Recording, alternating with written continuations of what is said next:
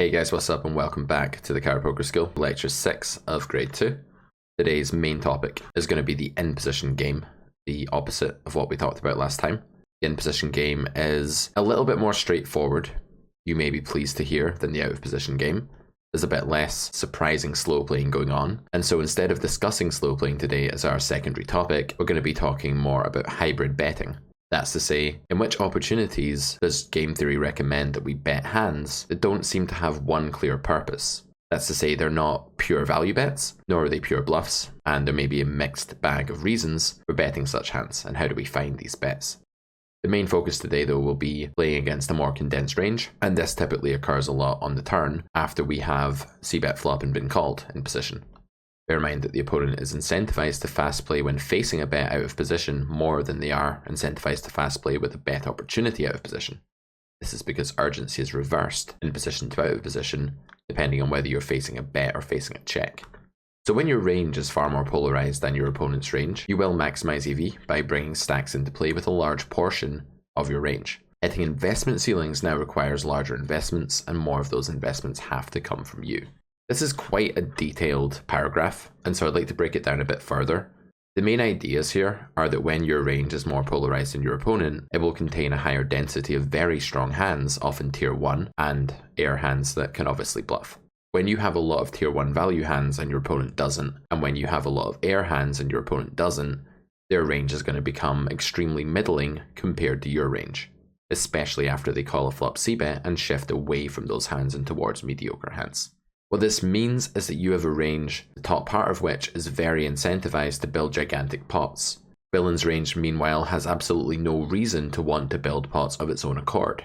While Villain will be happy to call down at some frequency with the right bluff catchers and value beating hands against your range, Villain will not be incentivized to re-aggress very often, will not be raising many of your bets, and will not be betting very often if you check. This is a very standard thing that happens when one player has a much more condensed range than the other. The person with the more condensed range just does not want to open action for bets and raises unnecessarily. That means that given we have a lot of strong value hands in our more polarized range that have very high investment ceilings, we will be the ones that are incentivized to do the pot building by betting and by aggressing. Therefore, we introduce some very large bets indeed, and these are going to ensure that we reach those investment ceilings whenever we can, because we cannot count on our opponent to do this for us in spots where their range is very condensed. In other words, the investments have to come from us when we're the one with the very polarized range. In this spot, our urgency to bet on the turn and the river is very high. Partially this is due to our position, because if we check, note that there will not be a check raise opportunity for us, and therefore many hands are going to be pure value bets, meaning betting all the time for the biggest sizing in the toolkit.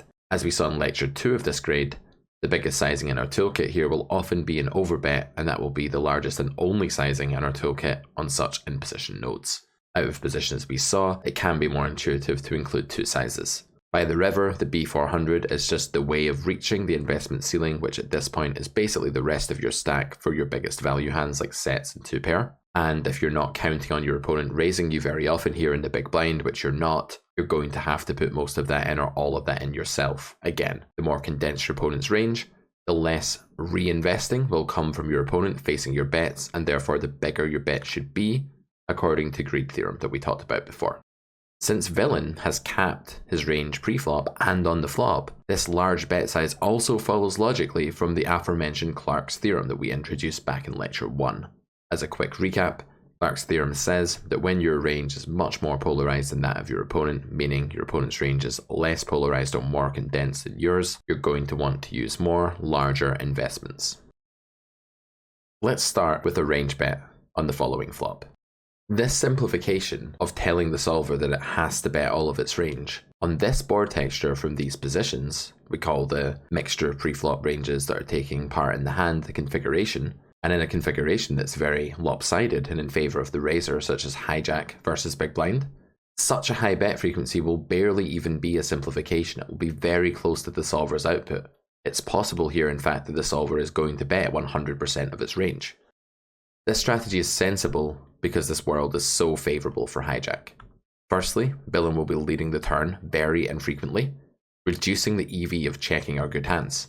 When we check back here with a hand that's quite good but not great, a hand that could, in other worlds that are less favourable, be merely an optional value bet, something like Queen Jack, for instance. The problem with checking this hand, although it's not a huge one, is that you can't expect villain to be leading much worse than this on the turn for value, at least not in equilibrium.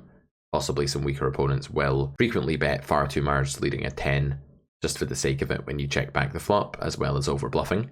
Against them it's a different story, but against a well-trained opponent who is crafting a very big sizing for a very tight value range and just throwing in some decent EV bluffs, you're not going to gain anything by checking back Queen Jack there, because you'll never get any money from a 10, 8s or 7s or 6s, a 4 that way, and you won't make any money from Absolute Air either, as it's just folding. But Absolute Air can be useful for you to fold out, because it could be something like King 7 or Ace 3, which has an overcard to your pair.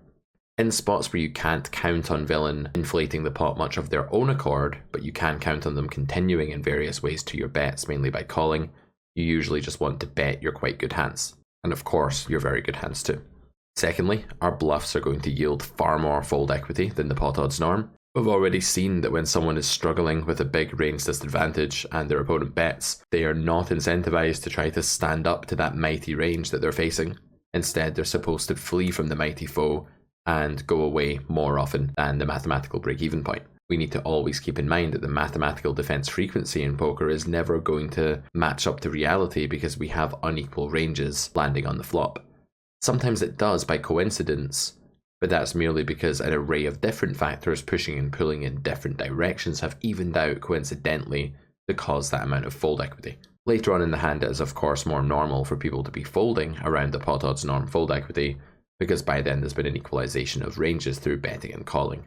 Denying equity becomes more attractive when there is less to gain by checking to bluff catch. Denying equity is the practice of making your opponent fold some of these weak hands with maybe 2 outs, 3 outs, possibly 4 outs. You can maybe make someone fold a hand like 8-9 here, even to a small bet, because it is just such a reverse implied odds ridden straight draw given the abundance of ace-king in hijack's range. When you deny equity to a worse hand, it's not amazing, but it is something that can sway the decision, and as we'll see a bit later today, betting for the denial of equity becomes a very good idea when you don't have the normal gain of checking, which would be to cause your opponent to bluff hands that have very low equity. If that isn't happening because villain's range is suffering too much, you may as well just seek the value bet and denial bonus to that bet. The primary reason for betting this flop with a hand like ace 10, pocket jacks or queen 7 suited is of course denial. I should say queen 8 suited, as we don't have queen 7 here in the hijack. Villain is now very condensed when they call the flop. That's because they're going to be raising a lot of their pocket 4s, queen 10, pocket 10s, combos on the flop, and raising pocket queens, of course, pre-flop, as well as aces and kings. Some queen 10 suited will also raise pre-flop, and queen 10 off could call or fold here depending on rake structure and what's going on. But what you're looking at on your screen is not villain strategy, this is our turn strategy. As you'll know by now if you've been systematically making your way through this course, the darker shades are going to be the bigger bets in our range, and thus the solver is settling primarily, and basically only, on a strategy of deploying an overbet on this turn card. So the in-position equity in this spot is 47%. That's how much in-position lands with. That does not constitute an unfavourable world, remember, because world favourability is about more than just equity, factoring in things like position, implied odds, and some other stuff in real life like skill advantage as well. In theory though, it's just those. In-position EV here is 58%, which is incredibly high, much better than the equity. We can say that when in position has such a big nut advantage and a positional advantage to boot, that they are just reaping a very good conversion rate between their pot share in equity and their pot share in EV. Of course, the latter that constitutes the real pot share. The pot odds norm here for B150 is 60%. The actual fold equity is 57%. This is neither here nor there. One idea is that the equity advantage is now in the out of position player's favour, so they're not supposed to be over-folding this spot. You will see fold equities fluctuate in game theory a few percent either side of the pot odds norm, but there won't be drastic overfolding in a situation where ranges have already narrowed on the flop, unless the turn card is extreme. What range geographic skills are we going to need here to make sense of this spot? We don't just want to try to memorize charts. That is not a way of learning the game that is effective. What we want to do instead is make sense, draw the whys from the whats. What information can we pull out of this chart that could formulate useful rules or heuristics to help us solve turn barrel situations in the future ourselves? The first thing I would focus on when looking at a strategy like this for the in-position game is where is the bottom of our value range for this sizing. If you're just getting used to deploying a sizing like B150, you might need to learn where the threshold hands are that are just good enough to value bet and slightly too weak. When we trace the overpairs down through the Queen X region, we can see that the solver stops overbetting when it reaches a hand like Queen Jack. Queen Jack is indifferent to overbetting, Queen 10 is 2-pair, and then the next queen down from Queen Jack, which is Queen 9, is refraining from overbetting. If we were using a smaller sizing, we would probably be able to bet Queen 9, but we're not interested in doing that. It would never be a mandatory value bet for any sizing, and reopening the action isn't particularly worth it for a smaller bet here. Therefore, we just choose the large bet or a check, and as Queen 9 is below our overbet threshold, it's a pure check and the first hand that plays this way when we're moving from the top down in our range. Which tiers of bluff are we using, and what's the favourability of the situation? We know that this is a very favourable world because we're in a decent situation, so we'll be able to bluff most things. There might be some tiers of bluff, like the very worst tier 7, that we're not able to use, but other than that, everything will be pretty much fair game.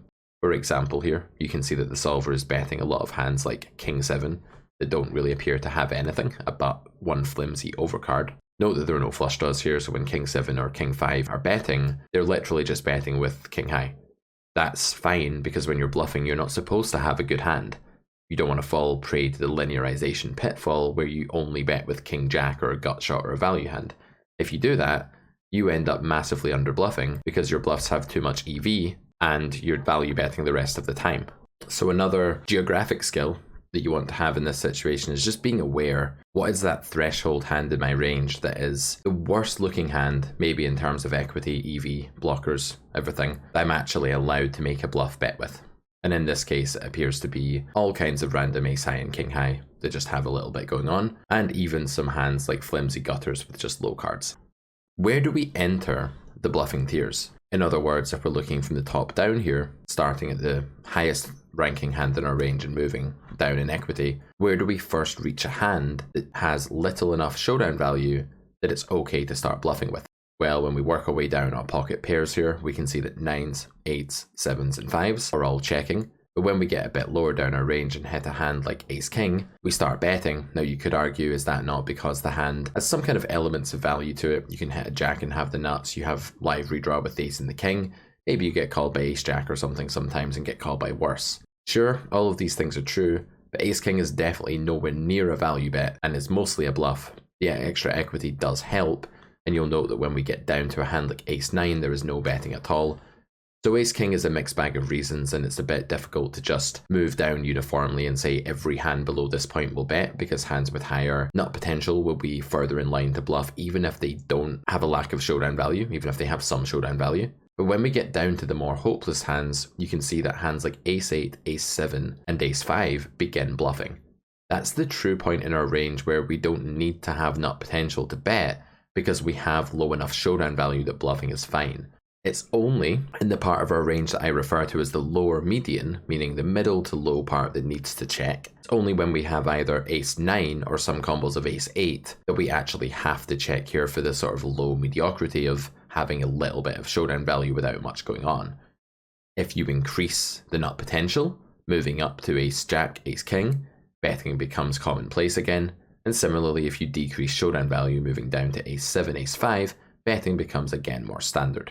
So these are all geographic points that it's worth wrapping your head around when you pull up a sim. Never fall into the trap of looking at a hand history, plugging it into a solver, and simply deriving some kind of gratification from seeing what your hand does.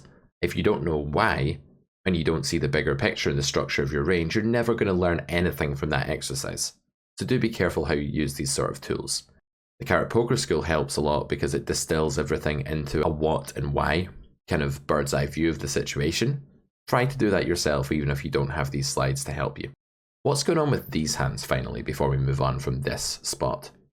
Ace-6, King-6 and 6-5, these are all bottom pair hands. Why are they betting? Do these not just fall into the category of raw showdown value and want to check? Why are they building the pot?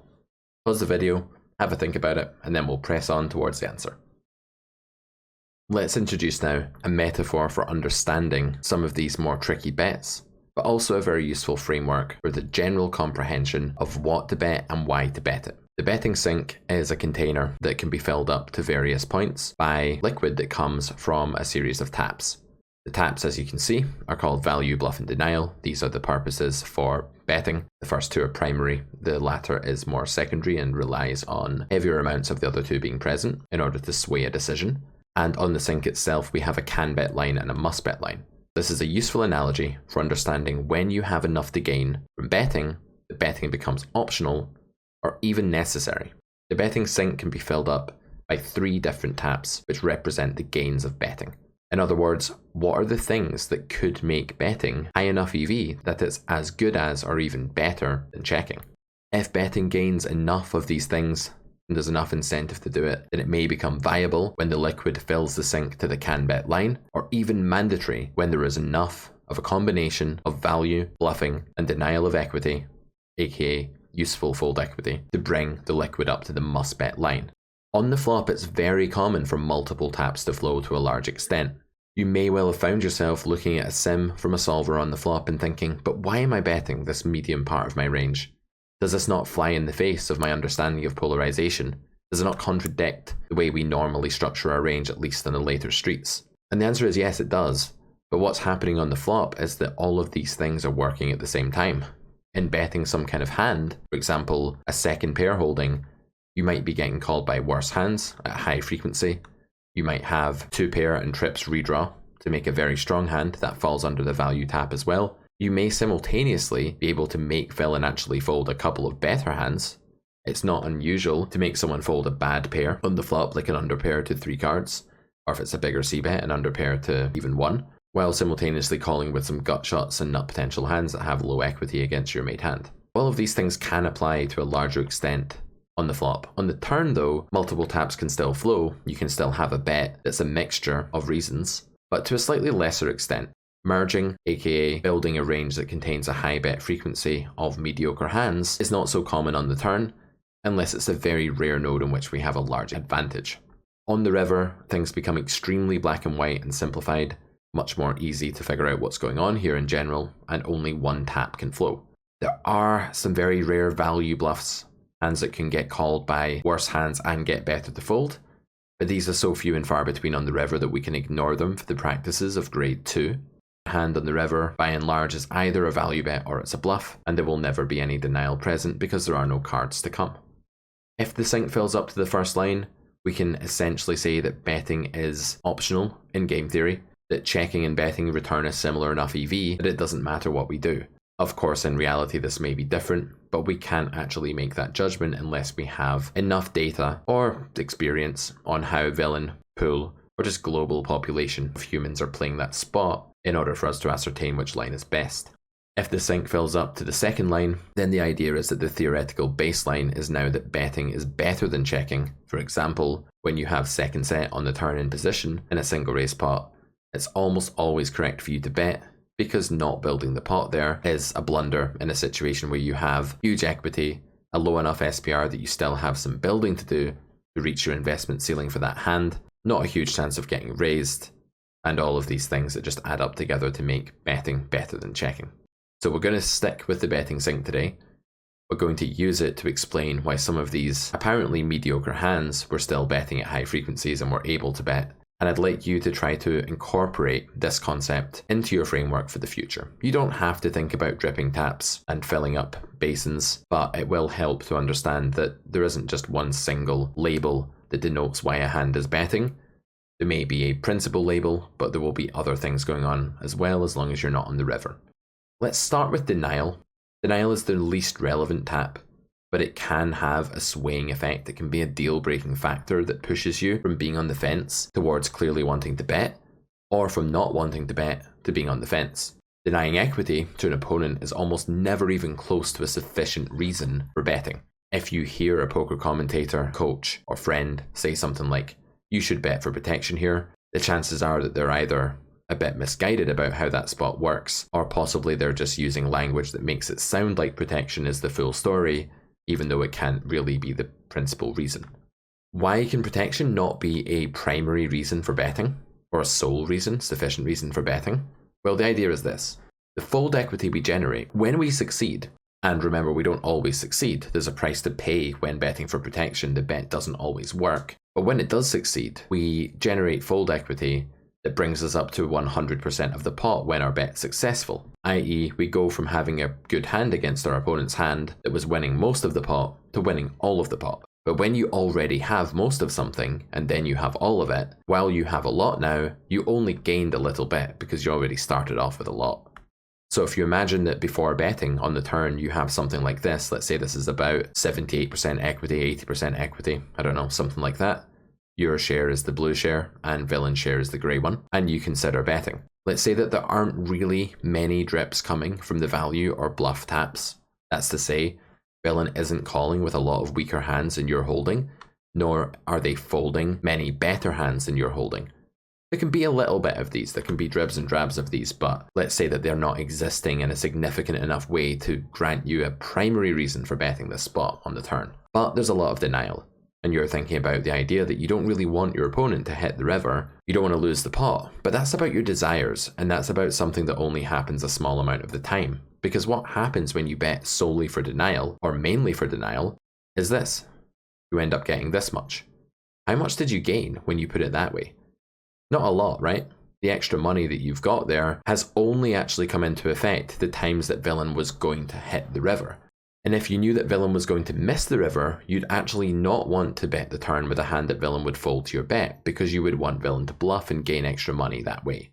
Try to remember that when you bet for denial, there are two really prominent downsides. Firstly, and most importantly, there's a large risk associated with a denial bet. Because you usually don't have the best hand an overwhelming majority of the time, just a lot of the time against villain's range, while you may be a 78, 85, 90% favourite against the hands that villain is folding, and you get to clean up, as it were, that percentage of the pot, there's also times when you run into the top of your opponent's range. You go for a protection bet with second pair and villain has a better second pair. You go for a protection bet with second pair and villain is slow playing a set and raises you. Maybe they even bluff you out of the pot later with a hand like a draw that they check raise turn with and didn't get there on the river. So there are downsides to betting for denial. There's a big risk associated with this unless you have an overwhelming amount of equity against your opponent's range. The pie charts here describe your equity the times your opponent folds, so only describe your equity against your opponent's folding range. If you did have 80% equity against your opponent's entire range, it'd be more of a value bet. So compare this small gain, going from most of the pot to all of the pot, to the gains of the primary reasons for betting, i.e. value betting and bluffing. These ones, on the branches where they succeed, actually capture large amounts of extra money compared with checking. While winning the whole pot is nice, you already had most of it, and you only denied villain equity a small amount of the time. You only denied villain the chance of making the best hand a small amount of the time, because usually the river was not going to be one of those cards anyway. What about these primary taps? What about value and bluffing? Why are these so important? The primary taps of value and bluffing lead to much greater gains on the branches where they're actually able to achieve their aim. What about value betting? What is the aim of a value bet? Actually, it's to decrease your equity in order to increase the amount of the pot that you have equity in. Let's say that again we start off with something like 80% here against villain's range. Then we go ahead and bet. And this time we are describing our equity against villain's entire range here. And villain goes ahead and calls us. The pot becomes much bigger than it was before, let's just say double for the ease of illustration, but we have slightly less equity. What matters here is how much blue we have overall, because blue is money and it's money in our pocket, not his. So, when we have this much blue, we've doubled the size of the pot, given up slightly less of a percentage of each half of the pot, that's very much in our favour. We have more money now than before, so we're okay with the fact that we don't have as much equity. In other words, after we bet and get called, we're happy to win the pot a slightly lower amount of the time because we're winning more. When we bluff, there's also a very striking gain. We start off this time with a minority in the pot. This time it's our opponent who's doing well.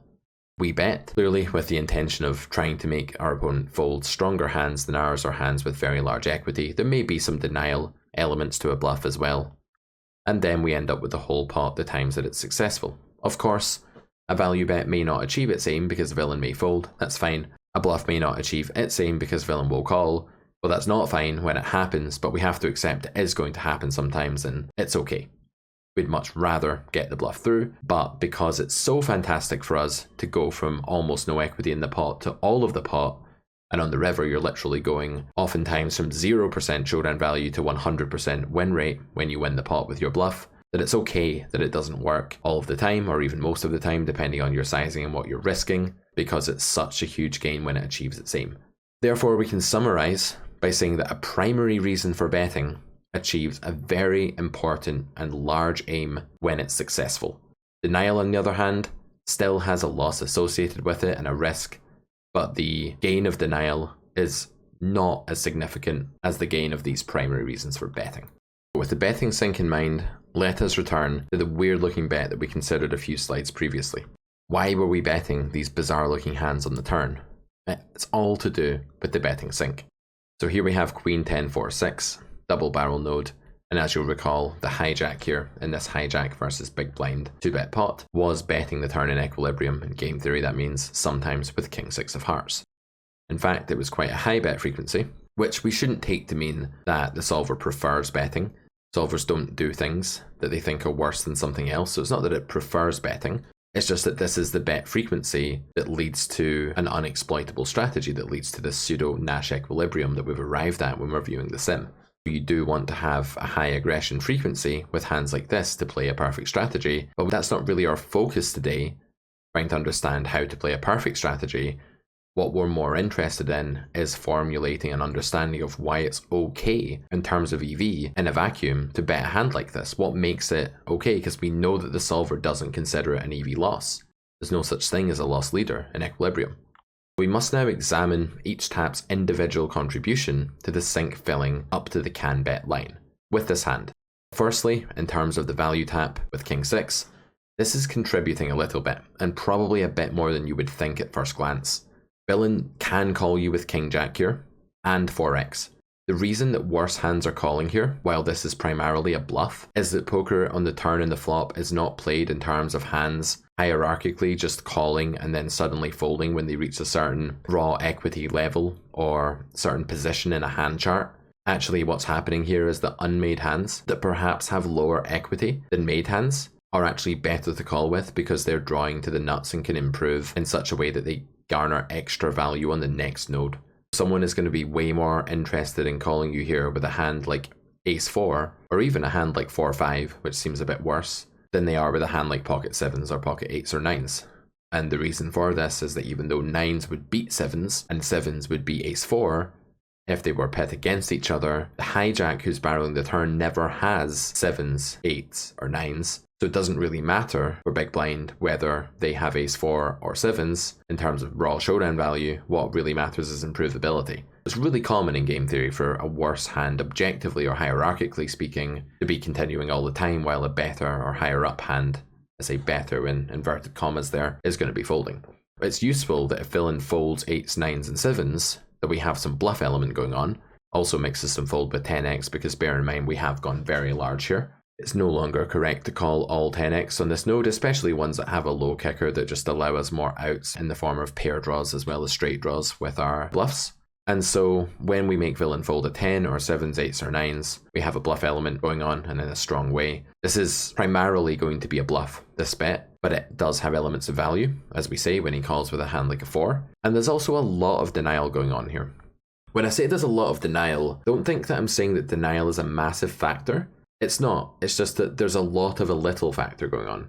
Because denial will only get us a small region of the pot, and this will be manifested the times that villain folds a hand like 9-8, which happens all of the time that villain is holding that hand, and even King Jack is a hand that's going in the muck at some frequency. When those things happen, it's incredibly good for us, but we have to remember that we have incurred risk here as well. So if we took away the value in the bluff taps, what would happen is that the liquid level in the sink would actually decline down away from the can bet line, and we'd be in a cannot bet spot where the sink is practically empty. Even though denial is happening left, right and center in this spot, and you can very easily think about many combos that villain is pitching here that have a lot of equity against King 6 but are worse than it. That's the crux of denial. It's still not enough to bring you anywhere near the can bet line on its own. If someone made you pick a reason for this bet and said, is this a value bet, a bluff bet, or a denial bet? It'd be a really bad question, but the way to answer it would be to say it's a bluff, if you had to choose one. The second most important factor here is probably value. And another part of value is the fact that you can bink a 6 on the river or hit a king and win a big pot and value bet again against the queen. That's a really big part of this, is that you can outdraw Queen X, which is the bulk of villain's calling range, very easily here. That's part of the value tap because you win a big pot when it happens and it's part of your equity. There's just so much more going on than this hand just being the middle of your range. However, don't take this too far. Don't think that because there are certain hands that we can refer to as hybrids from this point on, we'll talk way more about hybrids in grade 3, but don't think just because there are lots of them that every hand is a hybrid. Just because they're more common than you used to think and you've learned about them today doesn't mean that you can bet here with pocket 8s. You can't, because you've only got 2 outs. So the value tap isn't dripping as much now, because the outs are limited and the implied odds are therefore just not coming into play as often. In terms of bluffing, you're not doing that as well because villain is not folding a better hand than you when they fold 7s or 5s or something, or a 4. And in terms of denial, your hand's slightly less vulnerable because 9-8 doesn't have 2 overcards to you now. So everything declines a bit here. All of the taps drip more slowly. All of the potential gains of betting apply to a lesser extent as you move from a 5-out low-down hand in your range that can fold out better, get more useful fold equity and outdraw more often, to a hand like pocket 8s that's higher up, can't outdraw as much and doesn't benefit quite as much from denying equity to worse hands in villain's range. I'd like to come back now to the concept of playing dreadful hands. One thing the Carrot Poker School aims to do is to show you repeatedly, over and over again, that hands that look abysmal can still be bet as a bluff in spots that are okay for your range. There's some very good reasons for this that we're going to look at now. But first, let's frame the spot. Get a bit of context. It's King Jack Deuce Deuce. In positions equity, hijack against big blind, same spot, is 44%. Hijack is a dog here, with only 44% equity. But that's okay, because it's still a favourable world for hijack's range due to the saving graces of position and nut advantage. We should note that nut advantage is not as extreme on a paired board as it would be on an unpaired blank turn texture, because villain's flop calling range is meant to have trips in it much more than it would ever have a set in it on an unpaired board. However, we're still doing really well in this spot when it comes to EV, based on the fact that we're in position with more nutty hands.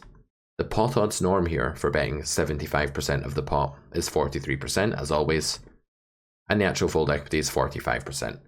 Again, this is neither here nor there, just note that we're not experiencing massive overfolding because villain has neutralized the spot by defending the flop.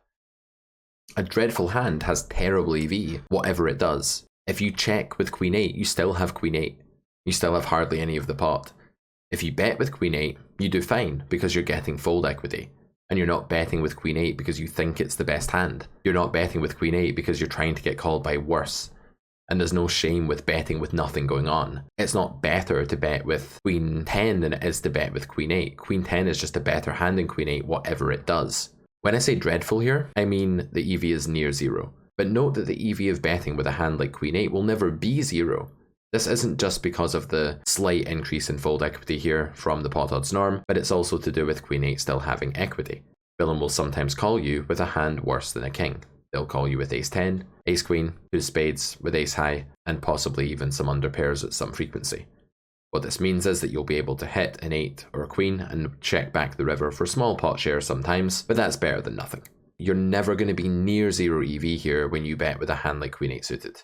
What you need to understand is that betting and checking are both plus EV, even though you don't like the situation. They're both plus EV, and the solver thinks that while betting and checking are roughly similar in terms of EV, otherwise it wouldn't be mixing a hand like 6-5 or 5-4 or Queen 8. It thinks that you should usually bet. And the reason for this is that you're in a decent world for your range and you want to do a lot of value betting. What happens in equilibrium is that you make sure that you're bluffing enough, because if you didn't, you wouldn't be in equilibrium, you would have deviated. And you don't want to deviate towards a really nitty strategy, particularly against good players for no reason, because you'll just incentivize them to start folding all of their bluff catchers right away here. If you don't find bluffs with hands like Queen 8, 6-5, 7-6 from time to time, or just an overcard like ace high, you're going to end up making it correct for your opponent to fold king 6. That's a crazy way to play. As long as villain isn't over-defending relative to the pot odds norm, that's to say we're not in some sort of unfavourable world out of position where the in-position player gets to over-defend, that can happen, then we should expect the EV of betting and checking to be similar when we're holding a dreadful hand, whatever we do. And if villain is under-defending, well, you can imagine what happens. It becomes better to bet than to check with many of these air hands. So bet that trash. More than you would before, more than you first thought, more than common poker annotation would have you believe. I guess that's the upshot for today. For example, here's a hand that I'm going to actually possibly shock you by referring to as a tier 5 hand, meaning one of the best hands to bluff. And the reason I'm going to call this hand tier 5 is that it actually gains EV by betting here. This hand doesn't check. In this equilibrium sim, it's either betting this sizing or it's betting B33, and if it was to check here, it's going to go ahead and lose about 1% of the pot. It's not a huge deal, and the reason is that you can always bluff this hand on the river, and your fold equity isn't massively high here after villain calls flop and neutralizes the spot a bit, but this hand unblocks villain's folding range. It doesn't contain any of the 9x, 10x cards that are commonly folded here because they're gutters or underpairs, and actually contains cards like a 7 and a 6, which actually just block stuff that villain doesn't have. You can't block villain's folding range now if your cards just block the stuff that they would have folded earlier. Therefore, this hand has good unblockers to villain's folding range. It has a little bit of pot share in the form of being able to bink a pair on the river and win against a hand like ace queen or ace 10 of spades. Therefore, this hand is a relatively sensible bluff. And while it's terrible in equity, it's terrible if it checks as well. And checking this hand isn't an antidote to how bad the hand is, nor is betting going to make the hand's EV any worse than it already is, unless you're against the calling station. There are only two things that make bluffing bad. Three things I should say that make bluffing bad. A, you have too much showdown value, not the case for 7-6. B, you're in an unfavourable world and need to have bits of equity going on to be able to bet and need implied odds. Again, not true because this is an EV 54% spot in pot share for in position, and hijack's EV is fine here with range. And thirdly,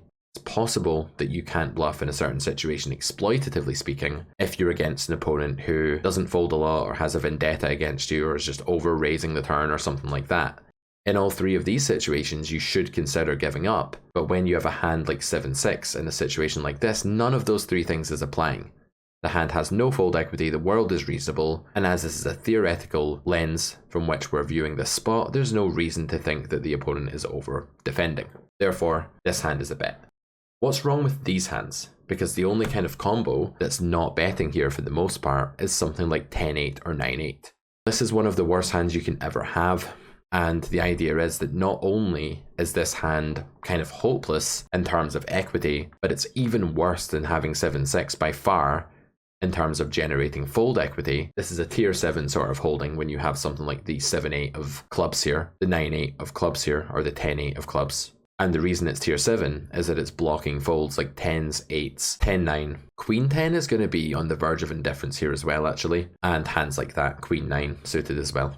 By removing the 9, the 8, the 10, you have less fold equity than normal, and this is the only hand that's bad enough and hopeless enough in terms of bluffing EV, which is the difference between bluffing and not bluffing, not the overall EV of the hand, that it has to give up. It's really rare in position on the turn in an okay run out to have to give up an air hand. It's very rare. And give up's probably a bad term of phrase because it might be okay to reignite that as a bluff on the river. It's just for now that we have to check. Let's discuss a different spot now, where we're going to be considering a less advantageous run out and therefore a lower EV spot for the hijack's range. Needless to say, the 6 of spades turn is detrimental to both equity and EV. Equity has dropped to 45.5% and EV is now merely 50% of the pot. This has become a neutral world, and as we know, in neutral worlds we're going to have to be much more selective about which combos we use for bluffing. However, maybe not as selective as you might think. The pot odds norm again is 43%. Now the fold equity is not running at any kind of surplus at all. We just have 43%, but nor is it running at a deficit. This is because if we build our betting range sensibly, then villain is not meant to be over defending mathematically here, because we've already made sure we're not over bluffing or bluffing with too many bad hands. So how do you think the following hands are going to play here? Pause the video as I reveal each of these, and we'll do a quick exercise where I want to test how your intuition and your sense of these spots is developing as we move through this lecture. Don't spend too long on this, just have a think, get a verdict, write it down, or just hold it mentally in your head, and then we'll go over the answers. The first hand is King 9. What do you think? Pause the video. How will this hand play? Will it be betting, checking, which sizing? Remember, you can kind of see what's up here, but you can't see the suit in the hand grid. I'll now reveal the answer. So King 9 is actually a mix of bet and check. Needless to say, I would simplify this strategy, and as I've said to you before, I don't really recommend using the B33 on the turn in position, it's not really worth reopening. So in practice, I would advocate a strategy of just b75 or check here. But regardless of which sizes you have in your toolkit on this node, the surprising thing and illuminating idea here for our purposes is that you can check King 9. Why? Because it's not a nutted hand, it's not completely nutted.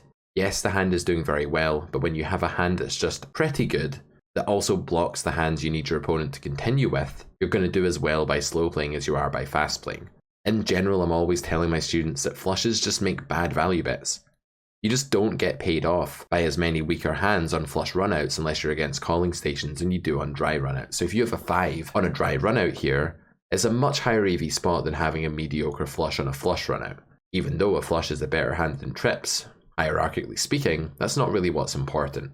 So try to remember that unless your flush is really nutted, it's not as good a value grabber as you would really think at first, and you can do more slow playing with this sort of hand than is apparent at face value.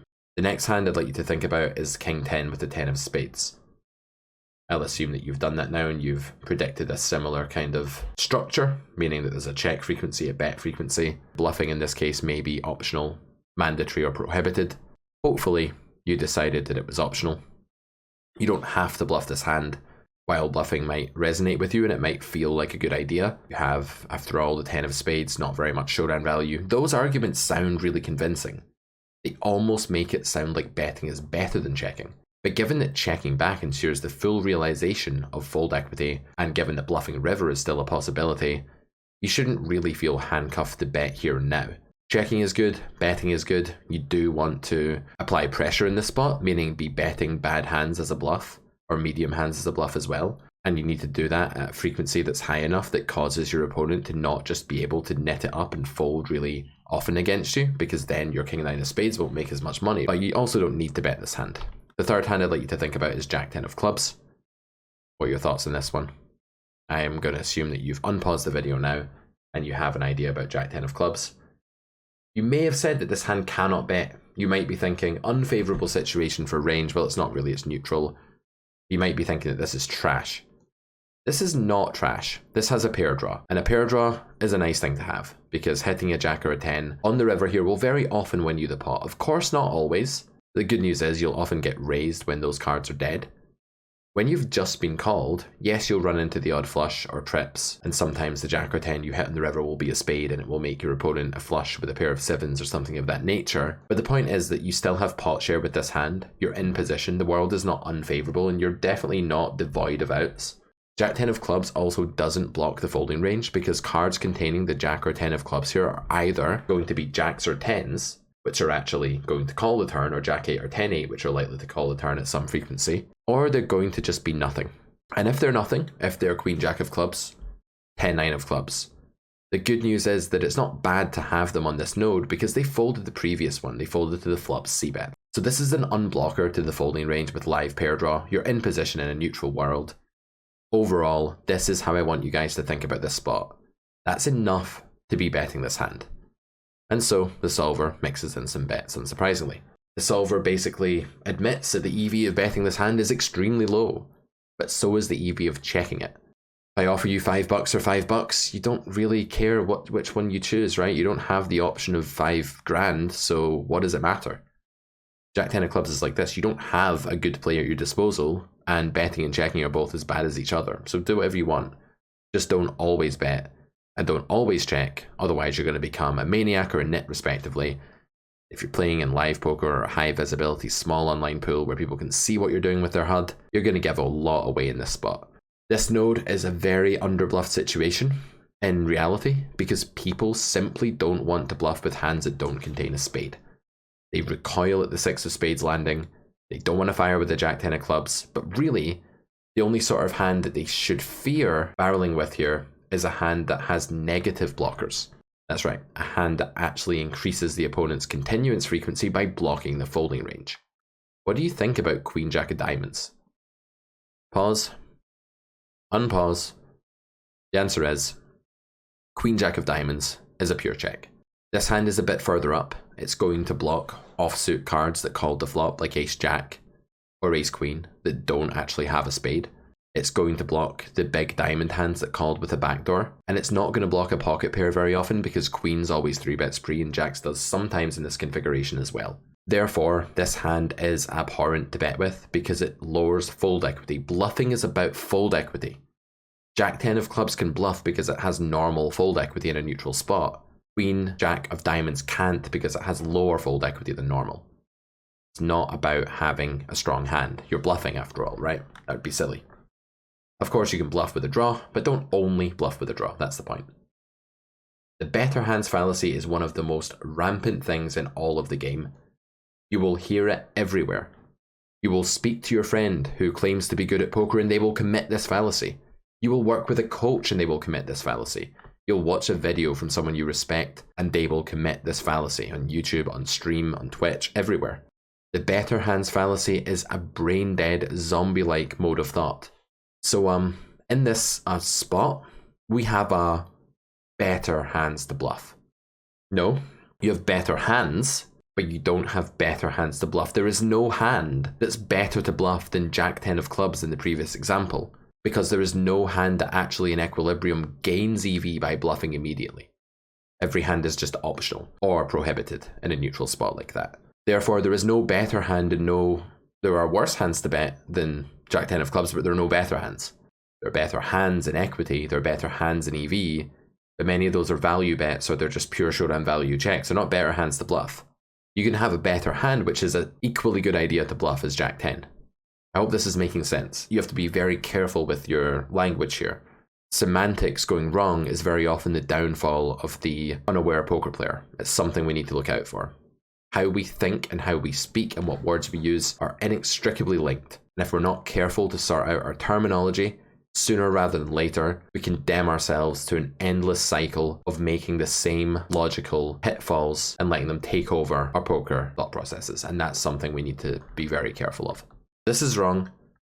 There are two main objections among others, but the main two that stand out for me to refute this are, firstly, one, what we need to be doing is comparing the EV of betting, the hand that we have, to the EV of checking the hand that we have, so that we can actually figure out whether it's an okay idea to bet. Not compare every hand to other hands that we don't currently have. We can't just sit there and think, I wish I had a flush draw.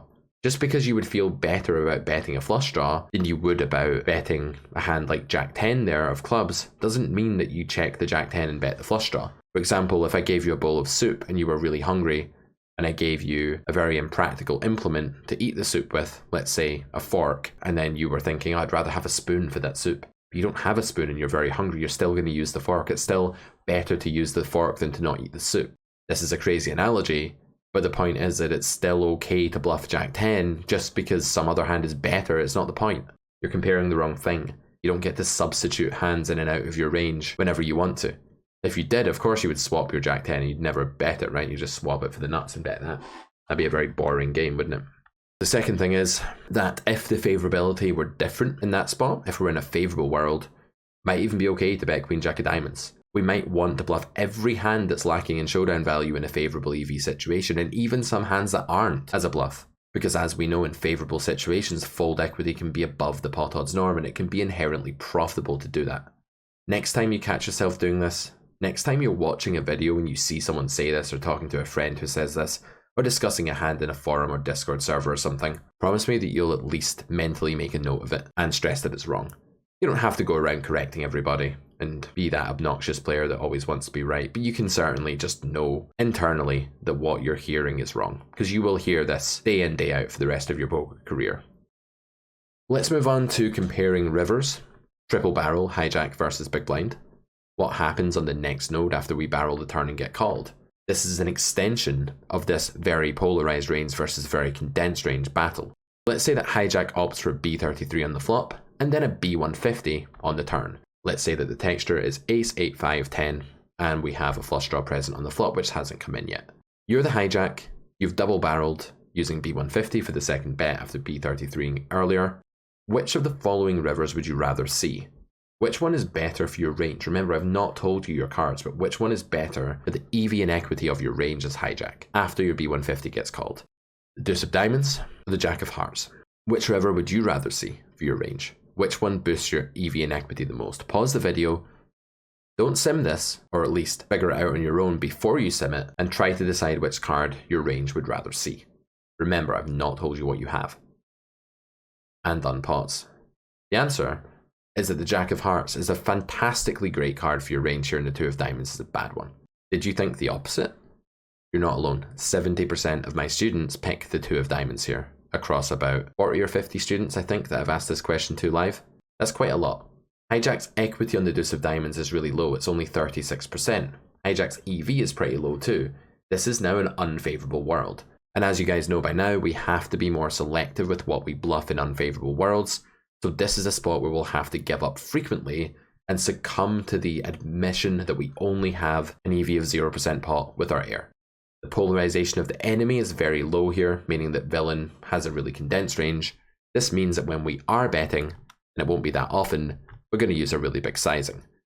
The reason for this is that when you have a very polarized range against a condensed one, that's the thing to do. You can't trust your opponent to take the pot to the investment ceiling for you. You've got to do that yourself. On the Jack of Hearts, meanwhile, our equity is much better. 44% is very common for a situation where we're tripling. We shouldn't be doing well in these spots because remember, villain is condensed twice. But we're doing much better than average on this card than we are on a brick. Our EV is 50%, meaning the spot is now neutral. The enemy has been somewhat polarized here, meaning that we will actually have a lot of smaller bets going on now. If we be 150 with every hand in our value range on the Jack of Hearts river, or if we go all in, whatever is left, that's going to be maybe closer to B200, I'm not sure. But the problem is that villain's going to be able to continue things like flushes, things with heart blocker, straights, and possibly just be folding weaker hands. Whereas if you B75, you're going to make more of these 1 pair and 2 pair hands indifferent in your opponent's more, not polar range, but semi-polar range, let's say at this point. In other words, the reason the Deuce of Diamonds is bad is that it misses all of your heir that you have that he doesn't. You're the one barreling the King 7 on the turn, you're the one with all the gutters, and they've all just missed. Meanwhile, the Jack of Hearts hits the person that was semi-bluffing and is not so good for the range that was largely concentrated around hands that were already made prior to the river coming down. This is the difference. If you thought the Deuce of Diamonds was better, it's because subconsciously you tricked yourself into imagining that you were value betting the turn for B150 and not bluffing. You're bluffing a lot though, or at least you should be. Maybe you're not, but you should be. Let's look at a few cases here that really help illustrate this textual understanding of different river cards and what they mean for the range of the polarized aggressor and the condensed caller respectively. The blank river, as we've said, is bad for the polarized range because all of the wooden spoons, that's the power 1 hands, the weakest hands in their range, are going to have bricked. They're going to have been reduced to even worse wooden spoons than they were previously. Our gutter was a spoon before, but now it's just dead. Now it's just nothing. And the knives that our opponent was calling with, that's the power 2 hands, the mediocre hands, to recap the lecture 1 metaphor here, have become stronger relatively speaking. Because as we've gained a large amount of complete heir, a knife is now happier than it was on the turn where it was against draws sometimes and not just heir. Now it's just against heir when we don't have a value bet.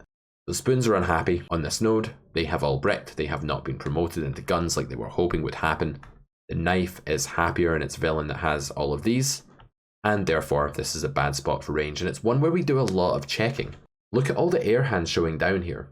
Ask yourself, how easy would it be on such a run out where everything bricks to lose control of your bluff frequency on the spot? How many of your opponents are actually keeping their bluff frequency in line here, especially if they're aggressively minded? Some of us fall into the trap of thinking they don't bluff, they underbluff every node, but this is not one that they underbluff, guys. This is actually a node that is easy to overdo it on.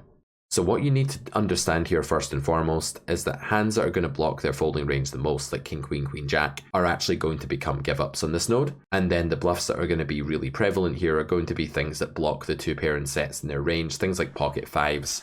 Although a set may raise flop, it'll block 2-pair, and it's also going to be pretty good here to even turn a hand like Jack 10 into a bluff at some frequency.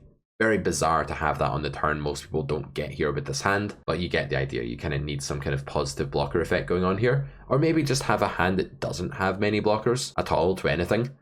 King 7 of diamonds here, for example, just doesn't really interfere with any part of your opponent's range, and is therefore a much better proposition as a bluff than something like King Queen, King Jack, or Queen Jack, depending on suits. This is a spot where our range suffers. We have to give up a lot. We have to accept 0 pot share EV with heir a lot of the time, and be very wary that if we start bluffing a lot here, we need exploitative justification to do it. And you may have that. because people are probably a bit tight here, and it's probably okay to bluff queen jack here. I'm not saying don't bluff queen jack. I'm just saying theoretically you'd be overdoing it very quickly. Case 2, and the final slide apart from homework today, is the Earthquake River. When I refer to something as an Earthquake card, I mean that it drastically shakes up the status quo. It changes how ranges are doing and where hands are within ranges. The Earthquake River, in other words the one that completed lots of draws and promoted all of our spoons into guns, massive promotion indeed, was good because spoons became guns and villain was the knife person. He was the player with all of the knives, and those got a lot weaker, didn't they? So when we turn our spoon into a gun, we're basically taking a hand with about 14% equity and making it the nuts. When you do that en masse, your range becomes much stronger. You're the one with the guns and spoons, so you're happy. Villain is the one with the knives, and the knives just got less happy. The condensed range hates cards that hit stuff that the condensed range would have folded or raised earlier. Therefore, when a gutter comes in after a lot of aggression, the aggressor loves that card, because a gutter is too flimsy a draw for the caller to call twice, usually. Unless they're in position, that's a bit different. When ace 8, 5, 10, jack, the fact that king queen is much more prevalent in its offsuit and non-heart varieties in the raiser's range than the callers is very good. But it's not just that. There are a whole host here of flush draws that are betting turn and not really able to call turn, because if you've got queen 7 of hearts here as the big blind, how are you going to continue on the turn? It's not just that you don't have the odds, but you don't have implied odds to compensate for that because you're out of position, nor do you have fold equity to compensate in the same way. When we look at the range here, we see a bit more aggression going on than in the previous node, and we see a mix of sizes. We've now got hands in our range like pocket 10s that do want to value bet, but they don't want to value bet big, because they're going to ruin their EV. Meanwhile, we do still have some nutted hands that can go large. One simplification here is to not use any big bets at all and just use the B75. It may not be worth building the big bet in this spot, because even your king high flush draws, which notably are the nuts here because the ace is a heart and have an ace high flush, still don't have to bet big unless they're never getting raised. If you're against an opponent who will struggle to find bluff raises or weaker value raises, you will probably want to jam those hands. But it's very interesting, isn't it, how two river cards can be so different in nature and can create such different environments favorability-wise and strategically. For homework this time, what I'd like you to do is compare the strategy for cutoff on the river. You can run this in a sim, you can just try to predict it, whichever one you want. I'm going to get you to pause the video in a second and have a go at this and then come back and see my answers. Here are the spots. Action sequence is the same each time, the only thing that's changing is the turn and the river. What's cutoff strategy going to be like here?